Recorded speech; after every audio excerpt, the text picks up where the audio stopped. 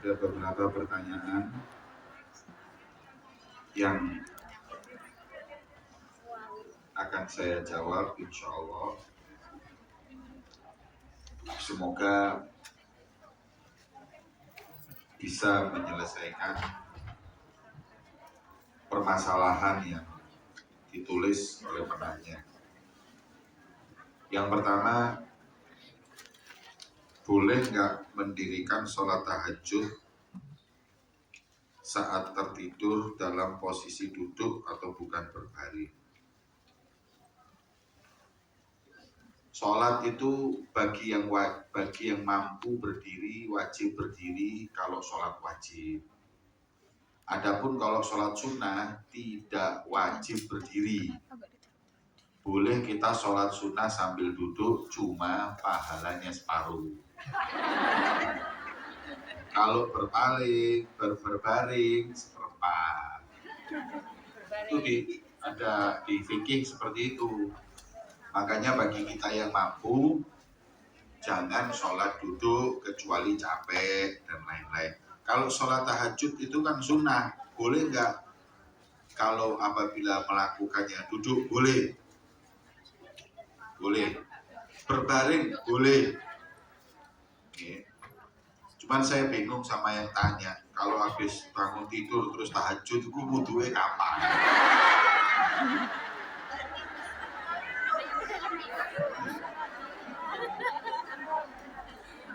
Mungkin kalau sudah wudhu maksudnya monggo, nggak apa-apa sholat sunnah itu duduk dan berbaring itu monggo. Cuma tadi pahalanya nggak sebesar orang yang sholat sunnah itu manfaatnya banyak. Pertama, mendekatkan diri kepada Allah. Kedua, menambal sholat-sholat wajib yang kurang. Makanya kita itu perbanyak sholat sunnah untuk menambal kekurangan sholat-sholat wajib kita. Oke. Kalau apabila sholat wajibnya yang hilang, jangan sholat sunnah, pokok sholat wajib. Jadi kalau kita masih punya utang sholat wajib ini dan itu, maka kita diwajibkan bayar. Bahkan ada ulama yang mengatakan nggak boleh sholat sunnah orang yang punya hutang sholat wajib. Kalau sholatnya banyak yang ketinggalan sampai lupa, maka kata ulama, ya gantinya sholat sunnah adalah mengqadha sholat-sholat wajib tadi, itu lebih afdal. Itu pertanyaan yang tadi pertama. Yang kedua, Habib, ikhlas itu apa? Ikhlas itu seperti surat Al-Ikhlas. Namanya Al-Ikhlas tapi nggak ada bacaan alif. Ikhlas itu dalam bahasa Arab adalah mengosongkan niat dalam beribadah kepada selain Allah. Itu ikhlas. Murni. Ikhlas itu artinya murni. Kholis aslinya kholis. Kholis itu murni. Amalan yang kholis, amalan yang murni, gak ada niat kepada selain Allah.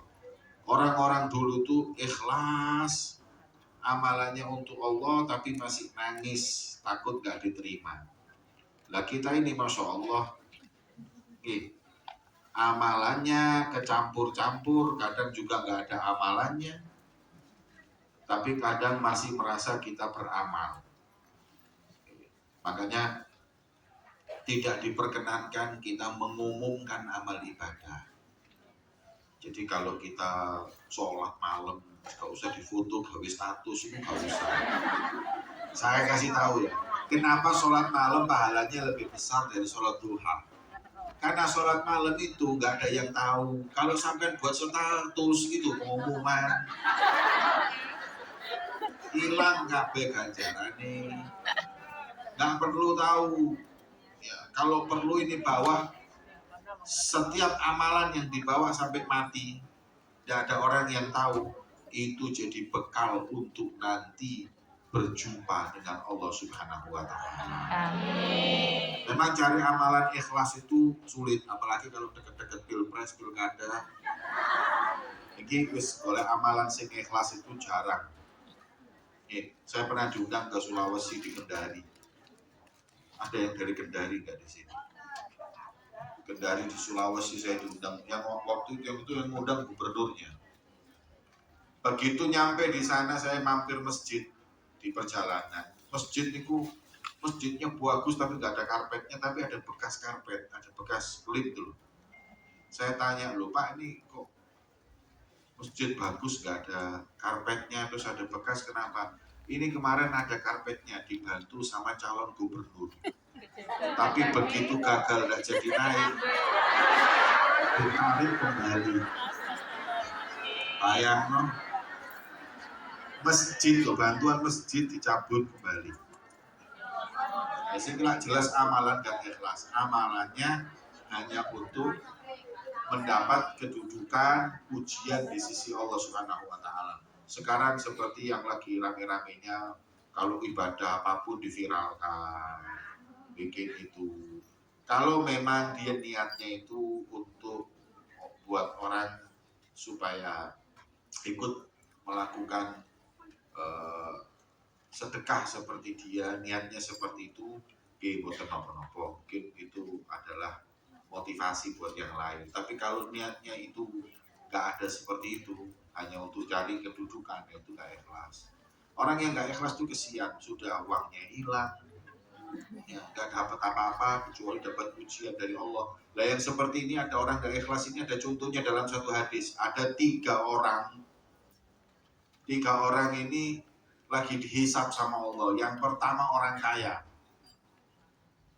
Kemudian ditanya, kau sedekah untuk apa? Jawabannya, saya mencari ridhomu ya Allah. Jawabannya Allah Ta'ala, bohong. Kamu supaya dipanggil orang sebagai seorang yang dermawan, loman. Terus akhirnya katanya Allah, lempar semua amalannya di wajahnya dan lempar orang itu ke neraka. Itu sing sugi-sugi yang amal-amal seperti itu. Yang kedua, kiai-kiai habaib. Kau dakwah sana, dakwah sini, cari apa?